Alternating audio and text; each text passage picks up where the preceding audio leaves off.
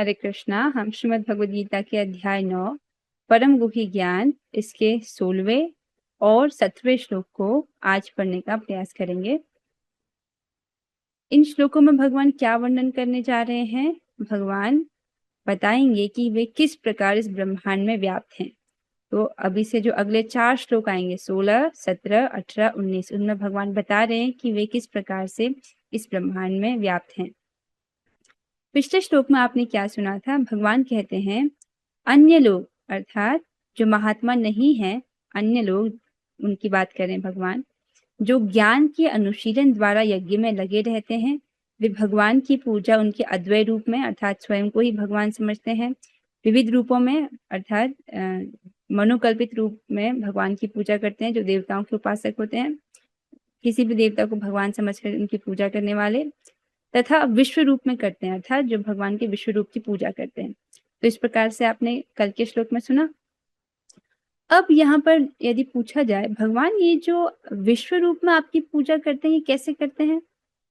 विश्व रूप में क्या करते हैं व्यक्ति? वो समझते हैं कि सारी जो वस्तुएं हैं वो भगवान को ही रिप्रेजेंट कर रही हैं, इसीलिए फिर वो सारी वस्तुओं को भगवान का प्रतिनिधि समझ करके पूजा करते हैं। तो एक बार आप लिंग को समझिए। इससे पहले हम आज के श्लोक में जाएं, आप पहले श्लोक के लिंग को ठीक से समझिएगा, ठीक है?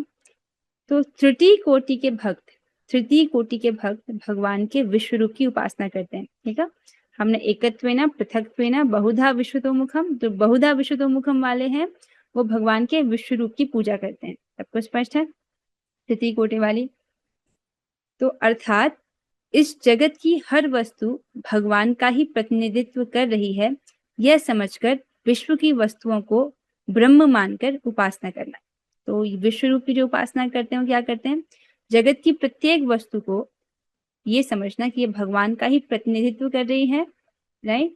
और फिर ये समझ करके उन वस्तुओं को ब्रह्म मान करके उनकी उपासना करना। तो अब इन श्लोकों में भगवान विश्वतोमुखम की व्याख्या कर रहे हैं कि वो किस प्रकार से इस पूरे विश्व में व्याप्त हैं, उसकी व्याख्या कर रहे हैं। कैसे यह जगत भगवान से अभिन्न है ये बता रहे हैं, ठीक है? समझ आ रहा है? तो अब यहाँ से भगवान वर्णन कर रहे हैं कि कैसे वो सारी वस्तुएं जो है वो भगवान से अभिन्न है। पहले हम श्लोक की कुछ आवृत्ति करेंगे। और अहम क्रतुर अहम यज्ञः अहं क्रतुरहं यज्ञः स्वधाहम अहम औषधम स्वदाहम् सदाहम् अहमौषधम् मंत्रोहम अहम एवाज्यम मन्त्रोऽहमहमेवाज्यम् अहम अग्निर अहम हुतम। अहम् अग्निरहं हुतम्। ये जो यहाँ पर अ है, ये इस म से, ये म आधा म है, अ यहाँ पर होना चाहिए। वैसे वैसे ही बोलना है। अभी कौन गाएंगे आप? महाकवि जयदेवदास प्रभु जी आप गाइएगा। अहम क्रतुर अहम यज्ञः अहं क्रतुरहं यज्ञः स्वधाहम अहम औषधम स्वधाहम् अहम् औषधम् मंत्रोहम अहम एवाज्यम मन्त्रोऽहम् अहम् वाज्यम् अहम अग्निर अहम हुतम। अहम् अग्निः अहम् हुतम्। किंतु मैं ही कर्मकांड, मैं ही यज्ञ, पितरों को दिया जाने वाला अर्पण, औषधि, दिव्य ध्वनि अर्थात जो मंत्र है, घी, अग्नि तथा आहुति हूँ। तो भगवान बता रहे हैं कि जो कर्मकांड में जो बताए जाते हैं यज्ञ अर्थात अहम क्रतुर अहम यज्ञ, वेदों में क्रतुर अर्थात जो वेदों में जो वर्णित यज्ञ है वो भी मैं हूँ। अहम यज्ञ स्मृति में जो स्मार्त यज्ञ है वो भी मैं ही हूँ। स्वधाहम अहम औषधम, स्वधाहम अर्थात जो तर्पण किया जाता है पितरों को वो भी मैं हूँ, और औषधि भी मैं हूँ। इस प्रकार से भगवान वर्णन करते हैं। और दिव्य ध्वनि अर्थात जो देवताओं को प्रसन्न करने के लिए जो मंत्र बोले जाते हैं वो मंत्र भी मैं हूँ। और घी, अग्नि, आहुति ये भी मैं हूँ। इस प्रकार से भगवान वर्णन करते हैं। पहले कुछ इससे पहले हम अन्वय में जाएं, श्लोक को समझें। एक कॉन्सेप्ट है जो आपको समझ आना चाहिए, इसको कहते हैं कार्य कारण का सिद्धांत। तो जब आप इसे समझेंगे तो आपको ये श्लोक समझ आएगा, इसलिए पहले आप इस बात को समझिए। कार्य और कारण इसको कैसे समझते हैं, ठीक है? यहाँ पर एक चित्र रखा गया है। गाय और दूध का। तो गाय कारण है और दूध कार्य है, ठीक है। तो दूध गाय का कार्य है, पहली बात समझ आ रही है। जो दूध है वो गाय का कार्य है? और दूध का कारण गाय है, अर्थात ये जो दूध है इसका कारण गाय है। अगर गाय नहीं होगी तो दूध भी नहीं होगा, तो दूध का कारण क्या है? गाय, ठीक है। इसका मतलब है दूध की सत्ता गाय पर आश्रित है, दूध की सत्ता गाय पर आश्रित है, अर्थात गाय नहीं होगी तो दूध भी नहीं होगा, ठीक है। तो ये तीनों बातें समझ आ रही हैं। दूध गाय का कार्य है, दूध का कारण गाय है, और दूध की सत्ता गाय पर आश्रित है। इतना सबको समझ आ रहा है? पहला उदाहरण, पहला उदाहरण समझ आया? दूध गाय का कार्य है, ओके ठीक है। तो ये समझ आ गया कि दूध की सत्ता गाय पर आश्रित है। सबको ये बात समझ आ रही है? हाँ ठीक है। अब हम दूसरे उदाहरण पर चलेंगे। यहाँ पर उदाहरण लिया गया पृथ्वी तत्व का, और पृथ्वी का कोई एक विकार, अर्थात एक पेड़ यहाँ पर लिया गया है। तो पेड़ पृथ्वी का कार्य है, समझ आ रहा है? क्योंकि अगर पृथ्वी तत्व ही नहीं होगा तो क्या पेड़ हो सकता है? पृथ्वी जल अग्नि वायु आकाश अपने 5 तत्व पड़े हैं, तो पेड़ जो है वो पृथ्वी का कार्य है, और पेड़ का कारण पृथ्वी है। पेड़ का कारण पृथ्वी है, ठीक है। तो पेड़ की सत्ता पृथ्वी तत्व पर आश्रित है, ठीक है। अगर पृथ्वी तत्व नहीं होगा तो पेड़ भी नहीं होगा, ठीक है। तो इसी बात को हम ऐसे भी बोलते हैं कि पेड़ पृथ्वी से भिन्न भी नहीं है। ये जो बात आपने समझी कि पेड़ की सत्ता पृथ्वी तत्व पर आश्रित है, इसको हम थोड़ा सा शास्त्र की भाषा में ऐसे बोलते हैं, पेड़ पृथ्वी से भिन्न भी नहीं है। अर्थात पृथ्वी तत्व नहीं होगा तो पेड़ की अस्तित्व नहीं हो सकता है, इसलिए इसको शास्त्रीय भाषा में कैसे बोलेंगे? पेड़ पृथ्वी से भिन्न भी नहीं है, ठीक है। ये सबको समझ आ रहा है? ये वाली लाइन, लास्ट वाली लाइन, इसका मतलब होता है पेड़ की सत्ता पृथ्वी की सत्ता पर आश्रित है, ठीक है। दूसरा उदाहरण ठीक हो, समझ आ गया? अब हम इसको देखेंगे। अब यहाँ पर कारण के रूप में कौन है? महाविष्णु, भगवान महाविष्णु है। और उनका कार्य क्या है? ये ब्रह्मांड, जो छोटे छोटे बबल दिख रहे हैं सब क्या? ब्रह्मांड है। तो अब इसको इस उदाहरण से समझिए। तो ब्रह्मांड श्री भगवान का कार्य है, समझ आ रहा है? ये जो ब्रह्मांड है ये भगवान का कार्य है, समझ आ रहा है इतना? ठीक है, दूसरे में चलेंगे। ब्रह्मांड का कारण भगवान है, तो ये ब्रह्मांड है, इसका कारण कौन है? भगवान है, ठीक है। तो इसका मतलब ब्रह्मांड की सत्ता भगवान पर आश्रित है, ठीक है। यहाँ तक सबको स्पष्ट हो रहा है? ब्रह्मांड की सत्ता भगवान पर आश्रित है। तो हम इसको शास्त्रिक भाषा में कैसे बोलते हैं? ब्रह्मांड भगवान से भिन्न भी नहीं है, समझ आ रहा है? ब्रह्मांड भगवान से भिन्न भी नहीं है। और तो विश्वतोमुखम वाले जो हैं वो इसी प्रकार से ब्रह्मांड की प्रत्येक वस्तु को ही भगवान का प्रतिनिधित्व समझ करके उनकी उपासना करते हैं, विश्व की वस्तुओं को ही की उपासना करते हैं। अब जब आप इतना समझ गए तब हम जो है श्लोक में चलते हैं। एक और छोटी सी चीज है, अब यहाँ पर मैंने पृथ्वी तत्व की जगह मिट्टी लिखा है आम बोलचाल की भाषा में, ताकि कोई सामान्य व्यक्ति भी इसको आराम से समझ सके। तो पेड़ मिट्टी है, मैं ऐसे कह सकती हूँ, क्योंकि पेड़ जो है मिट्टी का ही विकार है। मतलब पेड़ की सत्ता मिट्टी अर्थात पृथ्वी तत्व पर आश्रित है, तो पेड़ मिट्टी है। हाँ, मिट्टी का ही रूपांतरण है। घर मिट्टी है, मिट्टी मतलब पृथ्वी तत्व, पर मैंने यहाँ मिट्टी से लिखा है ताकि ये आप आम बोलचाल में भी समझ सको। तो घर मिट्टी है अर्थात मिट्टी तत्व जो पृथ्वी तत्व है उसी का विकार है। शरीर मिट्टी है, ये भी पृथ्वी तत्व का विकार है। फल मिट्टी है अर्थात पृथ्वी तत्व के विकार है, ठीक है। तो पृथ्वी तत्व इन सभी में है कि नहीं है? पेड़ में भी है, घर में भी है, शरीर में भी है, फल में भी है, ठीक है। तो ये सभी वस्तुएं पृथ्वी से भिन्न भी नहीं है। इतना सबको समझ पा रहे हैं? ये चीजें पृथ्वी से भिन्न भी नहीं है, ठीक है। अब जो है अब हम श्लोक में प्रवेश करते हैं। तो भगवान कहते हैं अहम क्रतु अर्थात मैं अग्निष्टोम आदि श्रौत कर्म हूँ। तो क्रतु में वो यज्ञ हैं जो वेदों में वर्णित जो यज्ञ आते हैं, भगवान कहते हैं वो मैं हूँ। तो आपको ऐसे समझना होगा कि वो भगवान से भिन्न भी नहीं है। अहम यज्ञ अर्थात वैश्वदेव आदि स्मार्त कर्म भी मैं हूँ। तो जो स्मृति में जो भगवान के लिए स्मृति में जो यज्ञ है वो भी भगवान ही है। स्वधाहम अर्थात जो पितरों को दिया जाने वाला श्राद्ध है, पितृदेव श्राद्ध आदि, वो भी मैं हूँ। इस प्रकार से भगवान कह रहे हैं। आपको उसे कैसे ग्रहण करना है कि ये भगवान से भिन्न भी नहीं है। इस प्रकार से औषधम अर्थात औषधि हूँ, जो औषधि हम लेते हैं भगवान के, वो भी भगवान ही है। अहम मंत्र अर्थात मैं मंत्र हूँ। अब यहाँ पर मंत्र का अर्थ हरे कृष्ण महामंत्र नहीं है।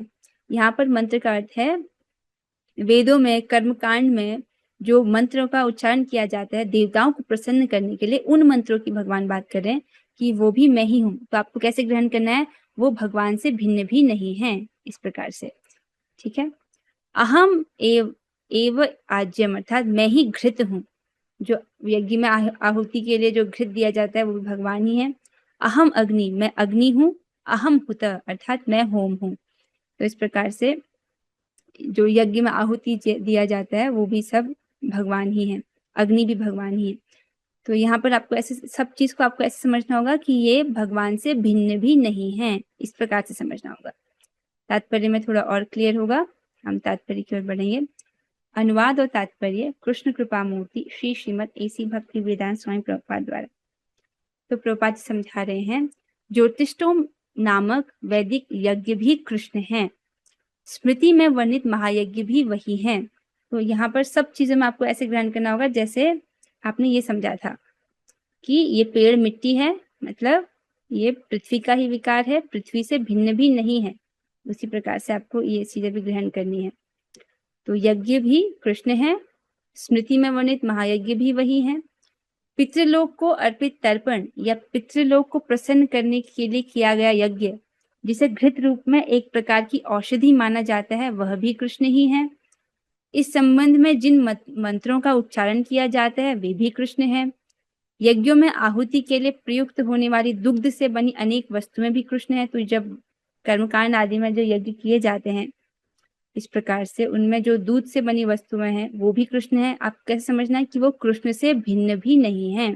इस प्रकार से अग्नि भी कृष्ण है। अब यहाँ पर प्रभुपाद जी सिद्धांत बताते हैं, क्योंकि यह अग्नि 5 तत्वों में से एक है, पृथ्वी जल अग्नि वायु आकाश। उन तत्वों में से एक तत्व अग्नि तत्व है, अतः वह कृष्ण की भिन्ना शक्ति कही जाती है।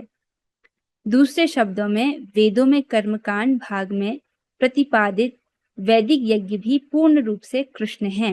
तो यहाँ पर जैसे आपने समझा, अग्नि क्या है, भगवान की भिन्ना शक्ति है, भगवान से भिन्न भी नहीं है, क्योंकि इसका जितने भी तत्व हैं इनका कारण कौन है, भगवान है। जितने भी, जैसे यहाँ आएंगे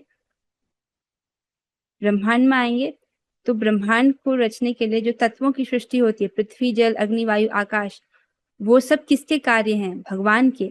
तो ये जो 5 तत्वों के कारण कौन है, भगवान है। ठीक है, तो अग्नि के कारण कौन हुए, भगवान है। तो हम कह सकते हैं अग्नि भगवान से भिन्न भी नहीं है। ठीक है, इस प्रकार से आपको इस श्लोक को समझना होगा। आसान भाषा में क्या कहना चाहते हैं भगवान, मतलब आसान भाषा में श्लोक का आशय क्या है, प्रभुपाद जी इसको स्पष्ट करते हैं। अथवा यह कह सकते हैं कि जो लोग कृष्ण की भक्ति में लगे हुए हैं उनके लिए यह समझना चाहिए कि उन्होंने सारे वेद विहित यज्ञ संपन्न कर लिए हैं।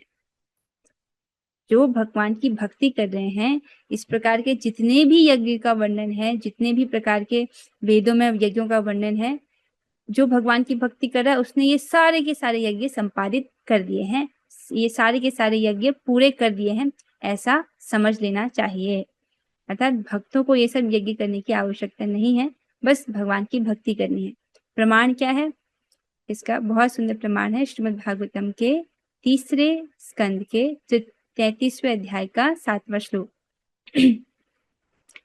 अहो बत स्व पचतो गरीयान यज्जिह्वा अग्रे वर्तते नाम तुभ्यं ते पुस्तपस्ते जुहुः सस्नुरार्या ब्रह्मानुचुर नाम गृणन्ति ये ते। ओह, वे कितने धन्य हैं जिनकी जिह्वाएं आपके पवित्र नाम का जप करती हैं। ध्यान से देखिए, यहाँ पर ये नहीं कह रही कि जिनका मन आप में लगा है निरंतर, जिनकी जीभ पर आपका नाम आ रहा है, जिनकी जीभ आपके पवित्र नाम का जप करती है, ऐसे लोग कितने धन्य हैं। कुत्ता खाने वाले वंशों में उत्पन्न होते हुए भी ऐसे पुरुष पूजनीय हैं। अर्थात अपने पुराने कर्मों के कारण तो उसको निम्न कुल में जन्म प्राप्त हुआ। कैसे कुल में? जहां लोग कुत्ता खाने वाले थे। ये नहीं बोला जा रहा कि वो कुत्ता खाता है, मतलब ऐसे माता पिता उसको प्राप्त हुए जो कुत्ता खाने वाले वंश में हैं। तो उसके अपने कर्म तो ऐसे थे कि उसको नीच जन्म प्राप्त हुआ है, लेकिन फिर भी वो पूजनीय है। क्यों पूजनीय है? क्योंकि उसकी जिह्वा पर आपका नाम आ रहा है, इसीलिए पूजनीय है। जो पुरुष आपके पवित्र नाम का जप करते हैं, उन्होंने सभी प्रकार की तपस्याएं तथा हवन किए होंगे और आर्यों के सदाचार प्राप्त किए होंगे। इसको समझिए, जिस व्यक्ति ने 12वीं पास कर ली है, 12th पास कर लिया है, तो ये मान लिया जाता है ना कि उसने 10वीं भी पास कर ली होगी, 9वीं कक्षा भी पास कर ली होगी, है ना। उसी प्रकार से जो भगवान के नाम का जप कर रहा है, तो ये मान लिया गया है कि उसने सारी तपस्याएं, सब प्रकार के हवन और जो आर्यों के सदाचार है उनको उसने प्राप्त किया होगा। इस प्रकार से वो मान लिया जाता है।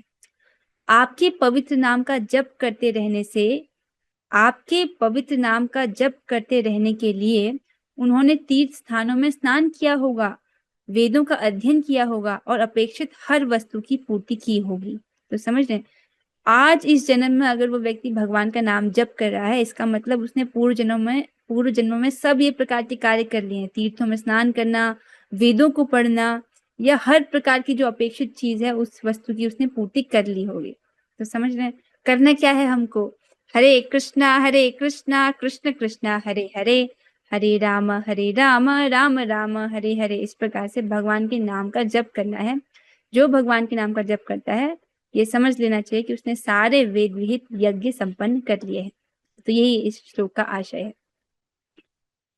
तो जो आसान भाषा में हम समझ सकते हैं।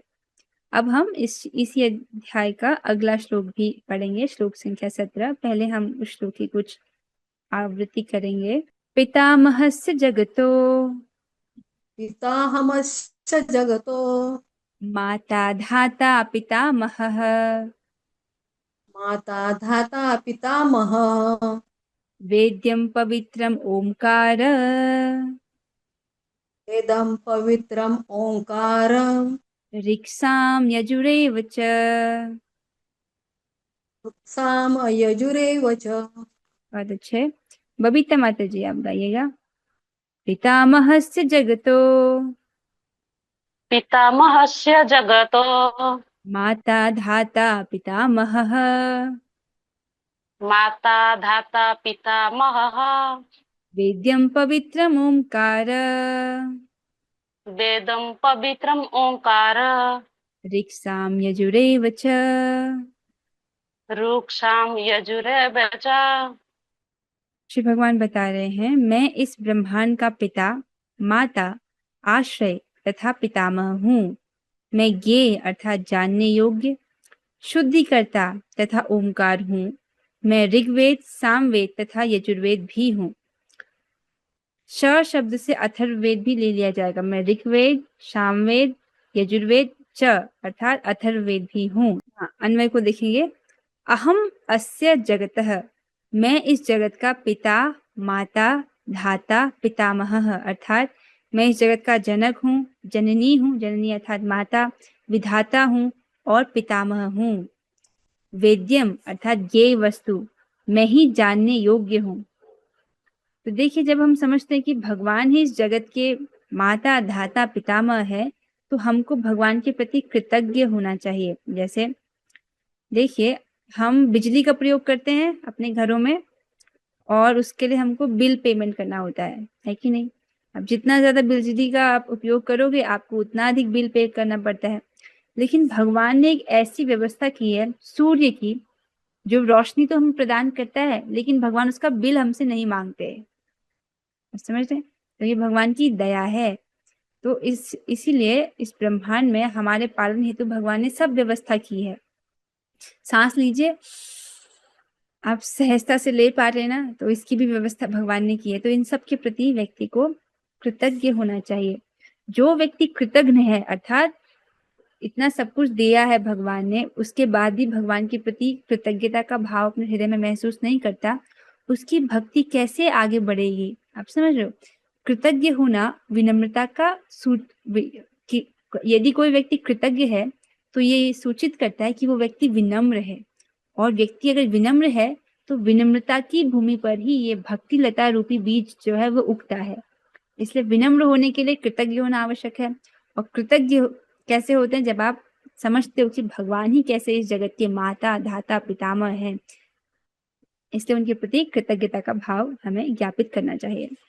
फिर भगवान कहते हैं ज्ञेय वेद्यम अर्थात ज्ञेय वस्तु, मैं ही जानने योग्य हूँ।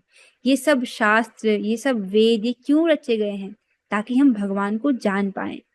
देखिए, ब्रह्मा जी जो है जब सृष्टि की रचना करते हैं, देखिए सारे तत्वों की सृष्टि तो भगवान कर देते हैं, लेकिन उसके बाद भगवान ये जो कार्य आगे सृष्टि कार्य का वो ब्रह्मा जी को देते हैं।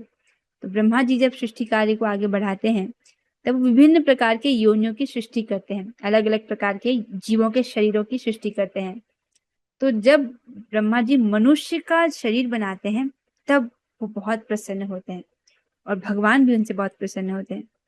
क्यों? क्योंकि बाकी जो योनियां हैं वो भगवान को नहीं जान पाएंगी। जैसे पशु है, उसके पास ऐसी चेतना नहीं है कि वो भगवान को समझ पाए, लेकिन मनुष्य को ऐसी बुद्धि दी गई है, ऐसा उसको शरीर दिया गया है कि जिसमें वो समझ सकता है कि भगवान क्या है, भगवान को जानने की इच्छा कर सकता है। इसीलिए ये मनुष्य देह हमको प्रदान किया गया है। समझ रहे हो? मनुष्य देह मिला है, इसका एक ही प्रयोजन है, क्या है? अथातो ब्रह्म जिज्ञासा। अगर जो ये नहीं कर रहे हैं, ब्रह्म की जिज्ञासा नहीं कर रहे हैं, भगवान के विषय में जानने की इच्छा नहीं कर रहे हैं, वो लोग मनुष्य शरीर में होते हुए भी पशु हैं। मतलब वो वही कार्य कर रहे हैं जो पशु कार्य करते हैं, आहार निद्रा भय मैथुन। लेकिन जो भगवान की जानने की इच्छा कर रहा है वही अपने जीवन को, मनुष्य जीवन को सार्थक बना रहा है। तो भगवान कहते हैं कि मैं वेद्यम हूँ, अर्थात ज्ञेय वस्तु हूँ, जानने योग्य हूँ। पवित्रम अर्थात पवित्र, जो पवित्र करने वाला है। जैसे इस जगत में पवित्र करने वाले जो गंगा जी हैं, या प्रायश्चित के जो कर्म बताए जाते हैं जो व्यक्ति को शुद्ध करता है, वो सभी भगवान के प्रतिनिधित्व हैं। ठीक है, तो यहाँ पर आपको इस श्लोक को फिर से समझना होगा कि जो तृतीय कोटि के जो भक्त हैं, अर्थात जो विश्वतोमुखम, भगवान के विश्व रूप की उपासना करते हैं, तो किस रूप में करते हैं, किस प्रकार से कर रहे हैं, वो समझाया जा रहा है। ये नहीं बताया जा रहा है कि महात्मा लोग भगवान की किस प्रकार से उपासना करते हैं। जो विश्व रूप में भगवान की पूजा कर रहे हैं, तो वो जब गंगा जी को देखते हैं, या जो प्रायश्चित करने वाले जो कर्म हैं, जो उनको शुद्ध करने वाले हैं, उनको वो भगवान का प्रतिनिधित्व समझते हुए उनकी उपासना करते हैं। समझ, उनके लिए आदर की बुद्धि रखते हैं। इस प्रकार से ओमकार अर्थात ओमकार हूं, तो भगवान बता रहे हैं कि मैं जो प्रणव ध्वनि है, प्रणव ध्वनि अर्थात ये ओम, ये मैं हूं। इस प्रकार से भगवान वर्णन कर रहे हैं। और फिर भगवान कहते हैं ऋक् साम यजुरेवच, और ऋक् साम और यजुर्वेद भी हूं। और तो चारों वेद आ गए इसमें, ऋग्वेद, सामवेद, यजुर्वेद और च। आचार्य ने च को यहाँ पर अपने तात्पर्य में बताया अथर्ववेद। अथर्ववेद भी आ गया यहाँ पर च से, हालांकि ये अन्वय में नहीं लिखा है। इससे आगे जो है ये अन्वय अगले श्लोक का आ गया है गलती से यहाँ पर, तो यहीं तक इसका अन्वय है। आइए अब हम तात्पर्य की ओर बढ़ेंगे। सारे चराचर विराट जगत की अभिव्यक्ति कृष्ण की शक्ति के विभिन्न कार्यकलापों से होती है। सबको समझ आ रहा है ये? इस विराट जगत को हम जो देख रहे हैं, अभिव्यक्ति अर्थात मैनिफेस्टेशन, तो ये सब भगवान की शक्ति के विभिन्न कार्यकलाप होते हैं। पूरा 7वें अध्याय में हमने यही तो बात पढ़ा कि कैसे भगवान की अपराशक्ति और पराशक्ति से ये पूरा सृष्टि जो है, उनकी पराशक्ति और अपराशक्ति का ही संयोग मात्र है। आप अपने आसपास आपको जो भी दिखाई दे रहा है, वो या तो भगवान की पराशक्ति है, या भगवान की अपराशक्ति है, या इनका संयोग है। देखिए अपने कमरे में जो भी आपको दिख रहा है, अगर ये वस्तु मुझे दिख रही है तो ये क्या पराशक्ति है या अपराशक्ति है? अच्छा, आप अपने लिप से मुझे बताइए, ये परा है या अपरा है? ये पराशक्ति या अपराशक्ति? अच्छा, एक मिनट मैं आज टेस्ट ले लेती हूँ कि भक्तों को कितना समझ आया। मैं तो ये समझती हूँ कि सारी चीजें सब समझ गए हैं। अच्छा ठीक है, कुछ प्रश्न पूछ लेती हूँ। ये कॉपी मेरे हाथ में है, ये भगवान की पराशक्ति है या अपराशक्ति है? कौन बताएंगे? माधुरी माता जी ये बताइए, ये पराशक्ति है या अपराशक्ति है? अनम्यूट कर पाओगे आप? बताइए। माता जी वो अपरा शक्ति है। अपराशक्ति है, वेरी गुड, ठीक है।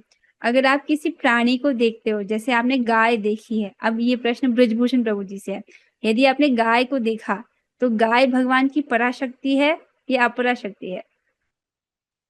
माता जी तो पढ़ा सकते हैं। पराशक्ति है, ठीक है, मैं समझ रही हूँ, बेसिक कॉन्सेप्ट तो सबको क्लियर है। तो गाय जो है, क्योंकि वो चिन्मय है, वो पराशक्ति है, लेकिन जो गाय का देह है, शरीर है, वो अपरा है। चलिए, तो इस प्रकार से ब्रह्मांड में जो भी हमको दिख रहा है, ये सब भगवान की विभिन्न शक्तियों के ही कार्यकलाप हैं, इतना तो सब समझ रहे हैं। इस भौतिक जगत में हम विभिन्न जीवों के साथ तरह तरह के संबंध स्थापित करते हैं, जो कृष्ण की शक्ति के अतिरिक्त अन्य कुछ नहीं है। इस बहुत जैसे मम्मी पापा बच्चे, इस प्रकार से विभिन्न प्रकार के संबंध जो है इस जगत में हम स्थापित करते हैं, जो कृष्ण की शक्ति के अतिरिक्त अन्य कुछ नहीं है। अर्थात जो माता है वो भी भगवान के अंश है कि नहीं है, क्योंकि वो भगवान की जीवात्मा के रूप में भगवान के अंश हैं। जो पिताजी हैं वो भी भगवान के अंश हैं, इसलिए वो इसलिए समझा रहे हैं कि वो कृष्ण की शक्ति के अतिरिक्त भी और कुछ नहीं है। तो जो जीवात्मा है वो भगवान की पराशक्ति है। तो जिनसे भी हमारा संबंध है इस भौतिक जगत में भी, तो वो भगवान की पराशक्ति है कि नहीं है? है ना, सब समझ रहे हैं इस चीज को। जैसे भाई भी है तो वो भगवान की पराशक्ति है, वो जीवात्मा। तो कृष्ण की शक्ति के अतिरिक्त अन्य कुछ नहीं है। स्पष्ट हो रहा है? प्रकृति की सृष्टि में उनमें से कुछ हमारे माता पिता के रूप में उत्पन्न होते हैं, वे कृष्ण के अतिरिक्त कुछ नहीं है। आप समझ रहे हो इस चीज को? मतलब वो कृष्ण से भिन्न भी नहीं है, अर्थात भगवान की शक्ति है, भगवान की पराशक्ति है, और जो पराशक्ति है वो भगवान से भिन्न भी नहीं है। समझ आ रहा है ये बात? हमने अभी अभी इस कॉन्सेप्ट को सीखा था। तो ये लाइन समझ आ रही? कृष्ण के अतिरिक्त कुछ नहीं, अर्थात वो कृष्ण की शक्ति है, पराशक्ति है, तो उनकी शक्ति उनसे भिन्न भी नहीं है। इस श्लोक में आए धाता शब्द का अर्थ सृष्टा है, अर्थात जो इस श्लोक में आपने धाता शब्द पढ़ा, कहाँ है धाता शब्द? माता धाता पितामह, तो जो धाता शब्द है इसका अर्थ है सृष्टा, वो ब्रह्मांड के सृष्टा है। अपने इस चित्र में देखिए, भगवान अपने श्वास से ही ब्रह्मांडों की सृष्टि करने वाले धाता। तो इस श्लोक में आए धाता शब्द का अर्थ सृष्टा है। न केवल हमारे माता पिता कृष्ण के अंश रूप हैं, अपितु इनके सृष्टा दादी तथा दादा कृष्ण है। वस्तुतः कोई भी जीव कृष्ण का अंश होने के कारण कृष्ण है। तो ये अब बात समझ आ रही है कि प्रभुपाद जी, ये शास्त्रिक भाषा है जिसको आपको समझना होगा। देखिए, तो मम्मी पापा कृष्ण के अंश रूप में, समझ आ रहा है? ये तो आसान है, क्योंकि वो भगवान की पराशक्ति है, इसीलिए भगवान के अंश रूप है। अब इनके सृष्टा अर्थात पिताजी के मम्मी पापा, तो जैसे दादा दादी, वो भी कृष्ण है। कहने का क्या अर्थ है? दादा दादी भी भगवान के ही अंश है, पराशक्ति, ठीक है। और जो भगवान की पराशक्ति है वो भगवान से भिन्न भी नहीं है। जैसे इस उदाहरण में आपने समझा था ना, इसमें पेड़ मिट्टी है, अर्थात मिट्टी का ही रूपांतरण है, मिट्टी से, पृथ्वी तत्व से भिन्न भी नहीं है ना। तो यहाँ पर समझा रहे हैं कि दादा दादी भी कृष्ण है, अर्थात वो कृष्ण से भिन्न भी नहीं है, उनकी पराशक्ति है। तो पराशक्ति भगवान से भिन्न भी नहीं है। भाषा समझ आ रही है? भाषा किस प्रकार से उपयोग हो रहा है? हाँ, वस्तुतः कोई भी जीव कृष्ण का अंश होने के कारण कृष्ण है, ये लाइन समझ आ रही है? कोई भी जीव, क्योंकि वो कृष्ण का अंश है, भगवान की पराशक्ति है, इसके कारण कृष्ण है, अर्थात कृष्ण से भिन्न भी नहीं है। समझ आ रहा है? अगर किसी को नहीं समझ आता हो तो आप टाइप कर सकते हो, मैं एक बार फिर से समझाने का प्रयास करूंगी। अतः सारे वेद के लक्ष्य कृष्ण ही है। तो वेदों को क्यों पढ़ा जाता है? वेदों को जानने का प्रयोजन क्या है? वेदों का प्रयोजन कृष्ण को जानना है। कोई व्यक्ति वेद पढ़ रहा है, उसने चारों वेद पढ़ लिए हैं, लेकिन वो इस निष्कर्ष पर नहीं पहुंचा है कि कृष्ण भगवान है या कृष्ण को जानना चाहिए, इसका मतलब उसको कुछ समझ नहीं आया है। तो वेदों को क्यों पढ़ा जाता है? भगवान श्री कृष्ण को जानने के लिए। हम वेदों से जो भी जानना चाहते हैं वह कृष्ण को जानने की दिशा में होता है। स्पष्ट है? जो भी हम वेदों को पढ़ते हैं उससे हम भगवान को जानने की दिशा में आगे बढ़ना चाहते हैं। जिस विषय से हमारी स्वाभाविक स्थिति शुद्ध होती है वह कृष्ण है, अर्थात जो भी वेदों में वर्णन आता है जीवात्मा के शुद्धिकरण की जो प्रक्रिया है, जैसे किसी से पाप हो गया तो उसके प्रायश्चित करने की का विधान बताया जाता है कि अब आपको ये प्रायश्चित करना चाहिए ताकि आपका शुद्धिकरण हो। तो ये सब भी भगवान है। अर्थात और इसको ऐसे भी समझा जाता है, एक तो आपने प्रायश्चित के कर्म सुना, या इस जगत में जो गंगा आदि नदियां हैं वो भी जीवात्मा को पवित्र करने वाली हैं, वो भी भगवान की अभिव्यक्ति हैं, इसलिए वो कृष्ण है, अर्थात कृष्ण से भिन्न भी नहीं है। अब तो सबको समझ आ रहा है ये भिन्न भी नहीं है वाली भाषा। अगर किसी को नहीं समझ आया अभी भी तो आप मुझे बता सकते हैं, मैं एक बार फिर से एक्सप्लेन कर सकती हूँ, पर मैं सोचूं इतने उदाहरण दिए गए तो समझ आ गया होगा। इसी प्रकार जो जीव वैदिक नियमों को जानने के लिए जिज्ञासु रहता है वह भी कृष्ण का अंश, अतः कृष्ण भी है, अर्थात कृष्ण से भिन्न भी नहीं है। तो जो जीव है जो वैदिक नियमों को जानने के लिए जिज्ञासु है वो कृष्ण का अंश है और कृष्ण भी है। आपको समझना होगा जीवात्मा भगवान से भिन्न भी नहीं है क्योंकि वो भगवान की पराशक्ति है। समस्त वैदिक मंत्रों में ओम शब्द जिसे प्रणव कहा जाता है एक दिव्य ध्वनि कंपन है। एक बार करेंगे हम ओम का उच्चारण, हम सभी साथ में करेंगे। ओ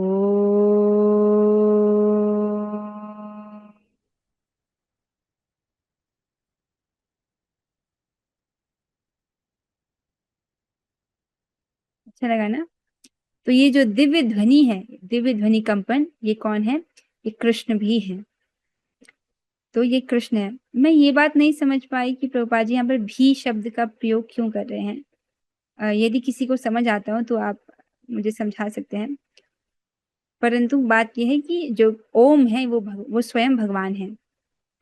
चूंकि चारों वेदों अर्थात ऋग्वेद, यजुर्वेद, सामवेद तथा अथर्ववेद में प्रणव या ओमकार प्रधान है, अतः इसे कृष्ण समझना चाहिए। तो जो ये चारों वेद हैं ये भगवान के श्वास से प्रकट हुए हैं, तो अतः इन्हें भी कृष्ण समझना चाहिए। इन चारों वेदों में क्या है देखो, यहाँ पर अथर्ववेद भी ले लिया ना, ऋग साम यजुरेव च, ऋग अर्थात ऋग्वेद, साम अर्थात सामवेद, यजुर अर्थात यजुर्वेद और च अर्थात अथर्ववेद। जो चारों वेद जो हैं वो क्या है, उनको कृष्ण समझना चाहिए। उन चारों में प्रणव अर्थात ओमकार का प्रधान है, मतलब उनमें प्रधानता है ओम की, तो उसको ओम क्या है, वो भगवान है, इसीलिए इन्हें जो है कृष्ण समझना चाहिए। तो इसके साथ तो तात्पर्य यहाँ पर पूर्ण होता है। आसान भाषा में क्या क्या सार है कक्षा का, कि आपने सीखा कि जो विश्वतोमुखम है अर्थात जो भगवान के विश्व रूप की पूजा करते हैं वो भगवान को सब जगह कैसे देखते हैं। तो कैसे देखते हैं, इसी प्रकार से जैसे भगवान ने इन श्लोकों में 2 श्लोकों में वर्णन किया, 2 और श्लोकों में वर्णन करेंगे, ठीक है। लेकिन हमको करना क्या है, हमको हरे कृष्ण महामंत्र जप करना है, क्योंकि जो व्यक्ति भगवान के नाम जप करता है उसके द्वारा ये सब प्रकार के यज्ञ जो है पहले ही कर लिए माने जाते हैं। उसने सारे यज्ञ कर लिए, सारे वेदों का उसने अध्ययन कर लिया। तो जो व्यक्ति मतलब जब हरे कृष्ण महामंत्र जप करके वेदों को पढ़ना आसान, मतलब वेद उसने पहले ही पढ़ लिया है, तो इन सब यजुर्वेद, ऋग्वेद, सामवेद, अथर्ववेद को पढ़ने की अब क्या आवश्यकता है। बस हरे कृष्ण महामंत्र जपिए, उसी से सब कुछ हो जा रहा है। वो आसान भी है और किया भी जा सकता है।